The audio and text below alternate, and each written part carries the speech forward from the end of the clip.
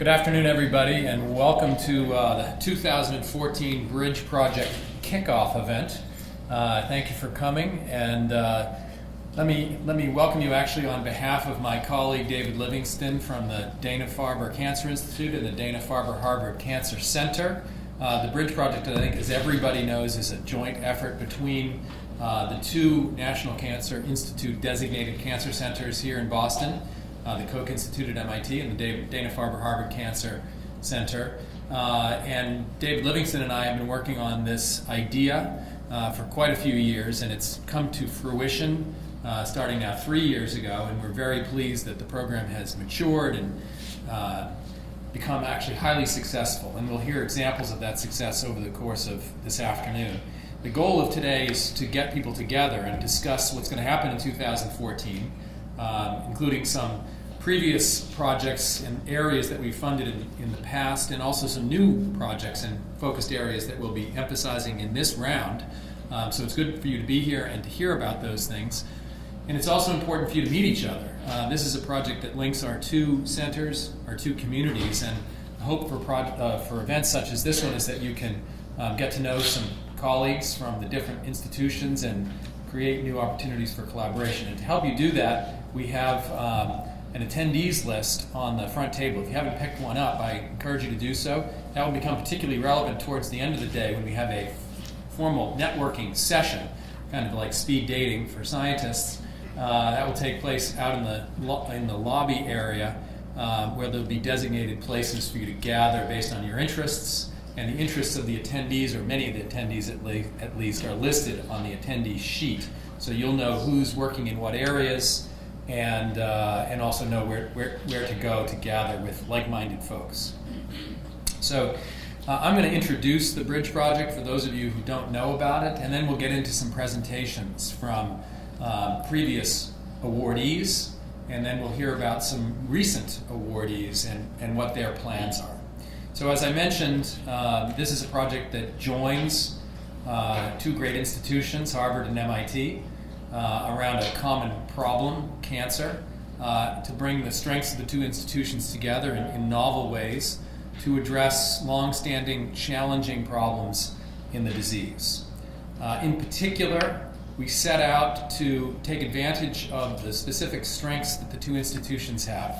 We have one common strength, and that is in advanced science. Advanced science in cancer takes place on both campuses, both at MIT and at the various parts of the Dana-Farber Harvard Cancer Center. But MIT also brings expertise in engineering, and that's represented well in this building, but also in other parts of the MIT campus. Many of our engineering colleagues care about cancer, work on cancer, have new approaches to bring to the problems of cancer. So we bring that strength. And the Harvard side brings strength in clinical oncology, which we here at MIT lack. And the Bridge Project is about translation of new science and new technologies to the clinic, to patients. And so the clinical interactions are critically important. So our goal is to merge those strengths, bring them together in one program. And as such, we will form collaborative research teams between the two institutions, experts on both campuses. Both sides believe in collaboration, and this is an opportunity for interinstitutional collaboration. And we believe, David and I think probably all of you believe, that there is room for improvement in the way we study and treat this disease, and we hope that the new tools and approaches that you are developing can be brought to bear in creative and powerful new ways. And that's what we want to inspire through the Bridge Project. We want to fund through the Bridge Project, and we ultimately want to see the success in patients from the Bridge Project. So that's what we're about.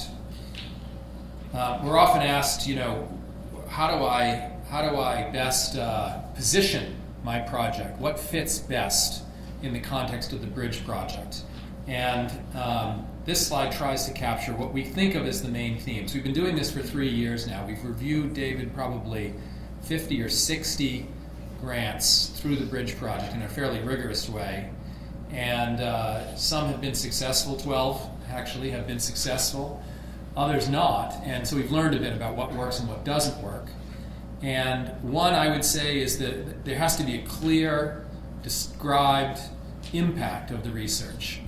This goes without saying. Probably all of you believe that you're working on high impact areas, and we agree with that too, but that does have to be very, very obvious.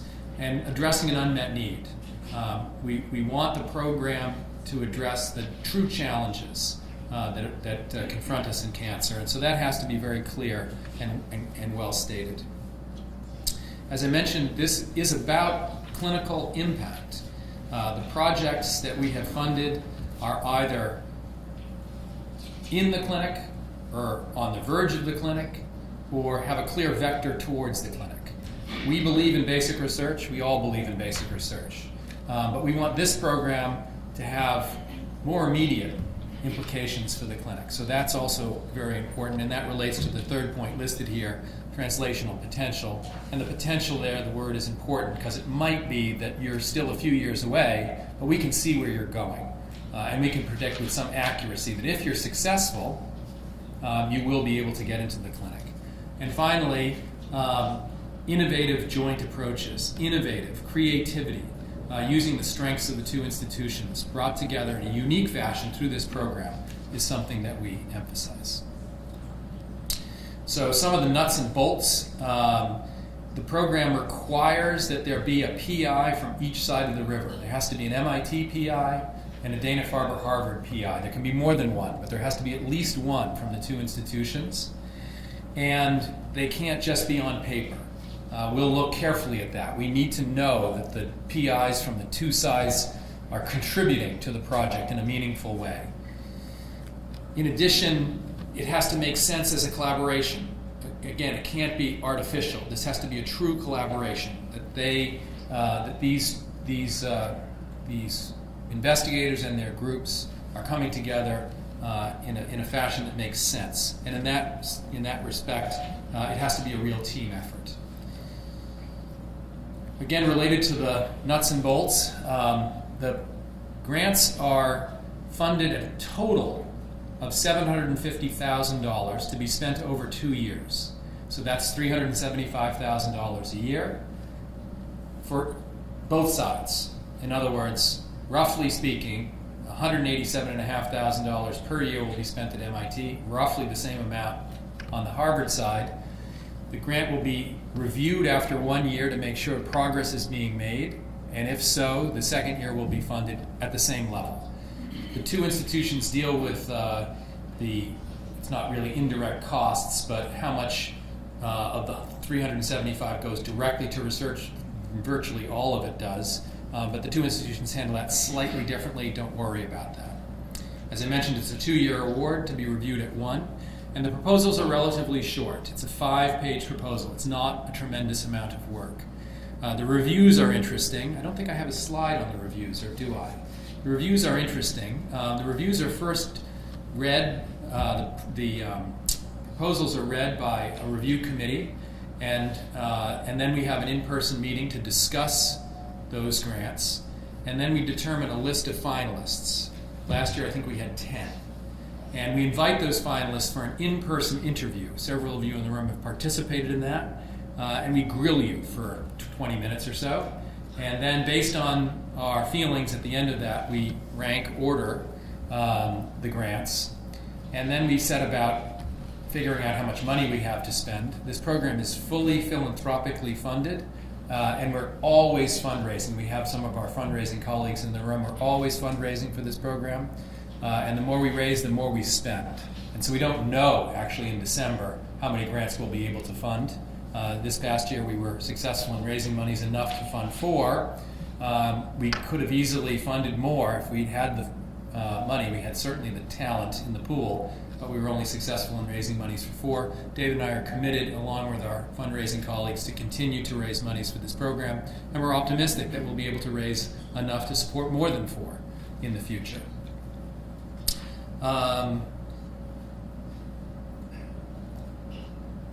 The project areas mostly focus on disease types. In the beginning, we funded research in only 2 diseases, pancreas cancer and glioblastoma. The second year, we expanded to 5. I think we're up to, is this 9?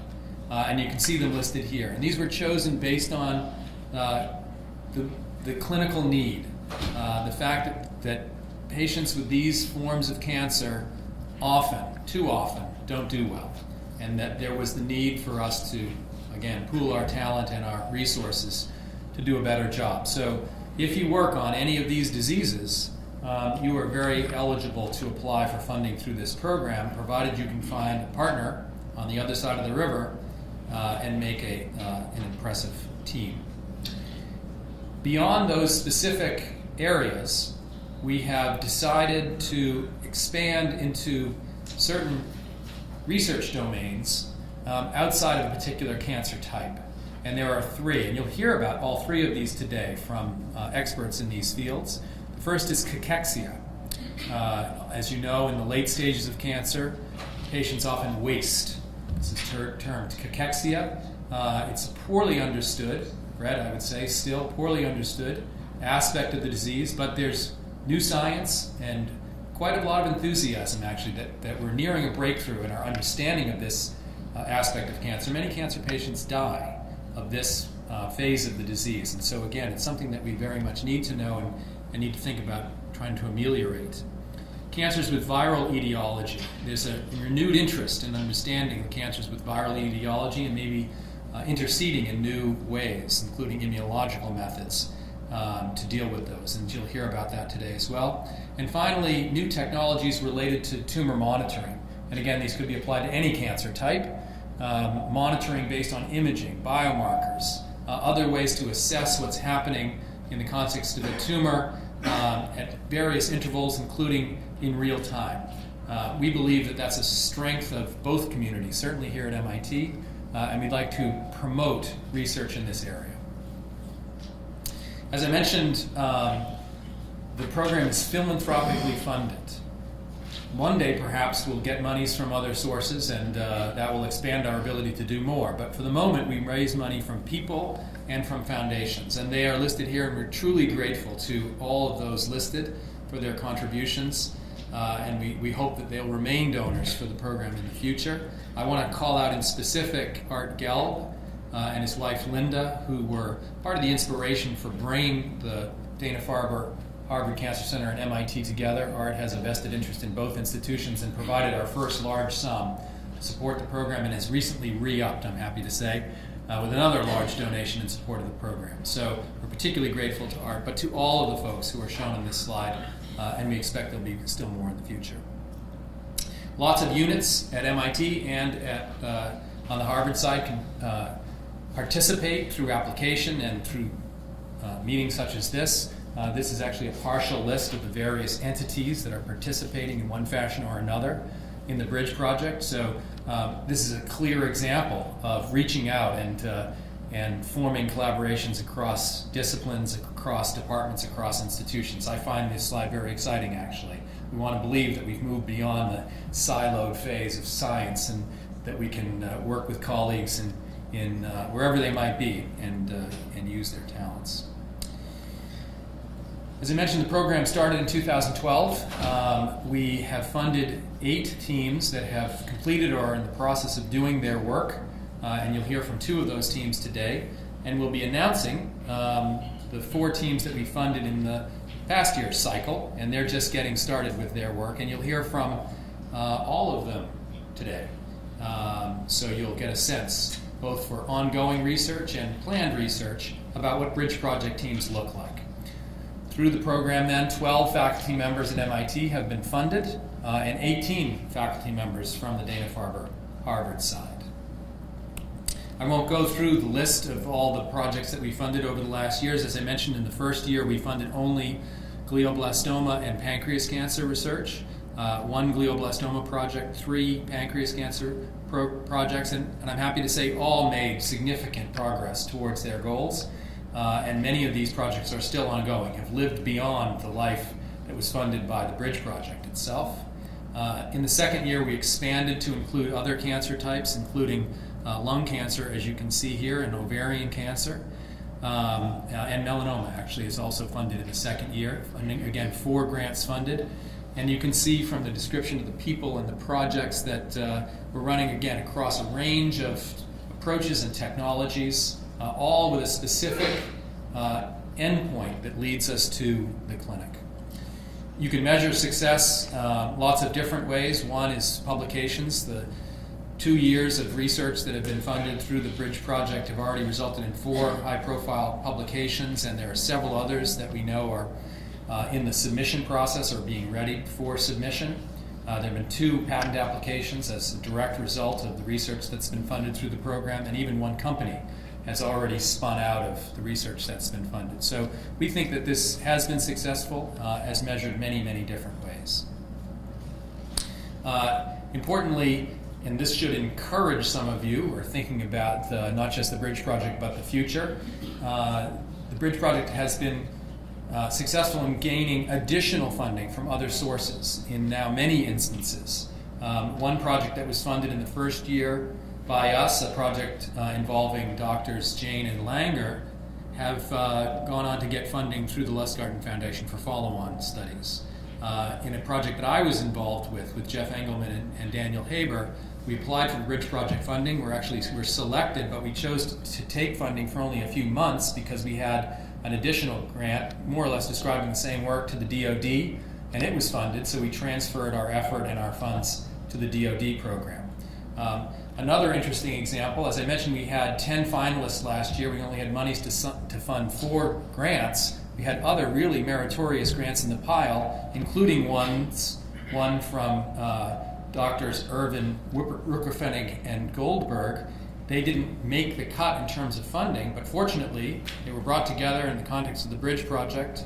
They used that application to apply to the Melanoma Research Alliance, and that organization decided to fund their grant. So sometimes if it doesn't work out with us, it can work out with someone else. And also another example of follow-on funding or augmented funding, Matt Vanderheiden, Bill Kalin, and Dan Cahill used the success they were having with their Bridge Project to ask for additional funds for distinctive studies from the DoD, and that was funded as well. So there are lots of opportunities to get follow-on funding, augmented funding, or replacement funding through other organizations. Okay, so I want to give you a sense for what we're trying to do today with this kickoff symposium. One, introduce the Bridge Project. Hopefully I've done that successfully so far. We're going to highlight examples of Bridge Project teams and their success. We'll hear from 2 funded teams today. We're going to announce the 2014 grant awardees, and you'll hear about them as well. You'll hear from 3 experts in those areas that we're now focusing on this year. I mentioned those in a previous slide. And then for the last hour plus, there'll be opportunities for networking. And we'll ply you with pizza and beer to help you do that. And as I mentioned, on that attendees list, you have information about all these people and what they're interested in. So really take the time to meet some new people. And in addition to help you, we have color-coded the name badges. You probably didn't notice that, but if you have a blue stripe at the bottom of your name badge, you're an MIT Koch person, and if you have a red stripe, you're a Dana-Farber Harvard person. So you want to find somebody with the opposite color. You know how that works. To build a team. The 2014 cycle begins today. And the RFA is already on the street. There's actually a copy of the RFA sitting right out on this front table as well. It will be due to us on October 1st. We would ask you to let us know that you are applying. This helps for administrative purposes, to know how many reviewers we need. So this is not really a pre-proposal, it's just information, and you can send an email to this email address shown here. Please do so if you can, remember, by September 15th. Once we get them in, we'll go through the paper review. And then, as I mentioned, we will have the finalists, and we'll determine how many we will review at that time, make in-person presentations on December 9th, and then we'll announce the start thereafter, and this is very much dependent on how much money we raise. If you have questions, you can look on the web. There's a fairly informative part of our website where you can see information about the Bridge Project, or you can contact Anna DeConnick, sitting in the front row. And let me take this opportunity to thank Anna for all of her work in organizing today's events, and she received tremendous support from Marta Murcia as well. So let's actually give them a round of applause for all of their work.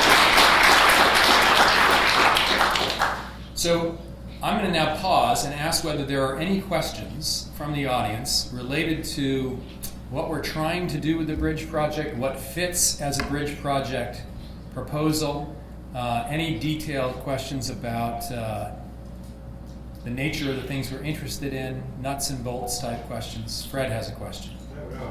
Fred doesn't have a question. Does anybody have a question? Yes.